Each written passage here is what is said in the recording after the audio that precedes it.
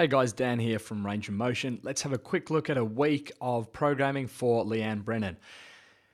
Monday, part A, we have some Tabata work, 20-second work, 10 seconds rest. Pull-ups, push-ups, ring rows, and ring dips. We are shunting blood here between the pushing and pulling muscles, and what this means is that as the pushing muscles are fatiguing, the pulling muscles are recovering, and vice versa. So 20 seconds pull-ups, 10 seconds rest 4 times. Same thing for push-ups, rows, and dips. And then 20 seconds pull-ups, 10 seconds rest 3 times, etc. So as you fatigue, you're having to do less work and you should be able to maintain a decent pace and the same sort of number each set. Part B, we've got a 9-6-3 of deadlifts, toes to bar, and burpees over the bar. Very, very fast, this one. We're looking at a very small number of reps, just the 9-6-3 of each. Everything should be extremely fast, sprint, and unbroken. Should be absolutely flat out from the very first rep here. Again, the movements here, there is a shunting of blood where there is not a lot of overlap. So deadlift is obviously an extension of the hip with a load. Toes to bar, a flexion of the hip without a load. And then burpees over bar are more press-based. So there shouldn't be too much impact between the three other than a big accumulation of acid in the body. Then part C, this is done via Skype with me. This is a powerlifting session. Part A is dynamic effort work, looking at going light and fast. We're looking to build power, and because power is force times distance over time, if we can keep time down, power goes up. And then in part B, we're alternating a set every 2 minutes. The odd rounds, 2 sumo deadlifts. The even rounds, 4 push press. We don't program a percentage here, because there is a lot of difference in what people can do in terms of percentages. That comes from their neuromuscular efficiency. So, for example, Leanne is able to do a lot of reps very close to her max because her neuromuscular efficiency is low, so she'll be going quite close to her max on this. The final set of each movement is for max reps. Perfect world, she should fail the 3rd deadlift and fail the 5th push press. Tuesday, you can see we program a session at Leanne's gym here, her local CrossFit affiliate, CrossFit Abode in the Northern Territory. Part B is a multimodal style session. This is done in chipper format, so 70 jump lunges, 70 double arm dumbbell power clean and jerk at 30%, and then 70 toes to bar. Again, very little impact between these movements, but because we're doing a high volume of each one before moving on, there will be a big requirement for good pacing strategies on this. On Wednesday, another Skype session with me. There's an Olympic lifting session, part A. This is the standard Olympic lifting warm-up that we do. A 3-position snatch pull, 3-position power snatch, and a 4-position snatch. Same thing for clean. And then jerk dip, jerk, tall jerk, jerk. This has basically been created to solve most of the problems that we see coming up in Olympic weightlifting. Don't underestimate the value of this. And then 5x3 snatch, a power snatch, 5x3 cleans, full squat clean, and 5x3 jerks. Pretty simple, same weight across here, looking to lift heavier than last time this same session was done. Then we're doing a little bit of threshold training, some aerobic work.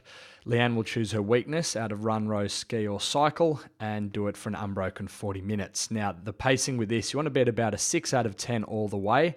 You're not trying to work as hard as possible. So this is not finding a maximum sustainable pace as we do with most of the other sessions of this style that we do. This is all about just holding that easy pace. You should feel refreshed at the end. Thursday, another session at CrossFit Abode. And then part B, similar sort of session to the one earlier in the week in terms of it being a chipper, completing all 110 reps of each movement before moving on. And again, very good for helping to improve self-awareness with these higher reps. On Friday, part A, this is a weighted body weight session. So we train a lot of body weight the same as we would training powerlifting with a barbell, where we load the movement and do it for a small number of reps. So strict overhand chest to bar pull-ups. Chest to bar is super important here. It helps to build the scapular stability and make sure that you are retracting and depressing your shoulder blades. Very hard to do a chest to bar without those movements.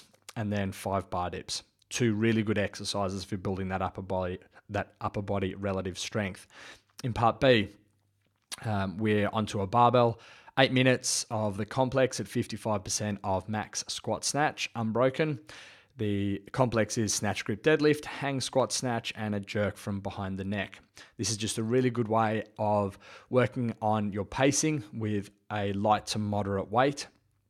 A good tip here would be to have a lap timer right next to you, and every time you do a rep of this complex, hit time or hit lap on that lap timer. And then you can look back at the end. Not only will it tell you how many reps you've done, but it will also tell you your time for each one. If you see any points where that time starts to increase per rep, you know you've gone out a little too hard. The aim here should be to keep each rep of the complex as close as possible in time to the others. Finally, on Saturday, we have a trainable weakness session. So we've identified some lower back, hamstring, and glute strength issues with Leanne. So 3 rounds of the following, not for time, 45-second rest after each movement. 6 glute lowers or raises, which is like a kneeling good morning. So really focus on the eccentric here. 60-second heavy walking prowler push, again, posterior chain dominant. 12 gluteal bridges, also known as hip thrusts. They are heavy, and 10 stiff leg deadlifts. So obviously here we are looking at building strength, stamina, and power through the posterior chain.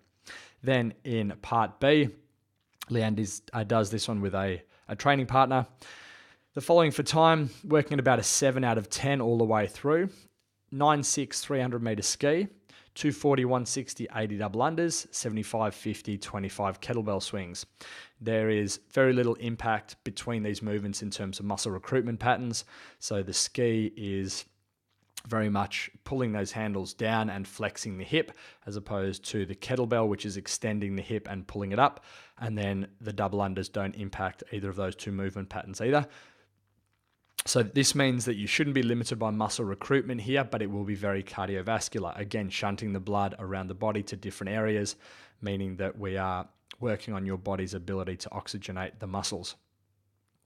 The key element with this is the first half, that being 900 ski, 240 double unders, 75 swings, should be slower than the second half. So this is really challenging the athlete to have that self-awareness, to be able to go out at a controlled pace and come home faster.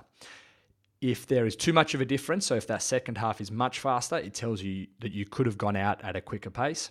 So the focus here is for them to be as closely matched as possible, where you just sneak it in a couple of seconds under. All right, guys, hope this has been of use. If you have any questions, please email me. My email is dan@rangeofmotion.net.au.